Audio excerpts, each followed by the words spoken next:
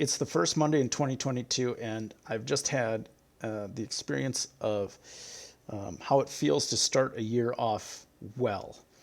By doing something small, something good, something meaningful, something generous, something thoughtful, something that, while small, has a big impact. And you can read about what I did and join me in doing that as well, if you'd like, in my post. But I encourage you, this is the first Monday of 2022. Push things in the direction of goodness, greatness, kindness, thoughtfulness. Push things to the good and start the year off well. You have the opportunity to change the world, make the world a better place, make the lives of people around you better.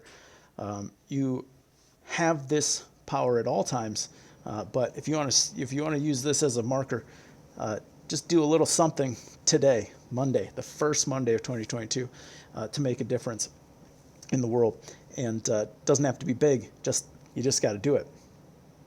And there'll be plenty of other opportunities as the year goes on to build on that momentum, make this a great year.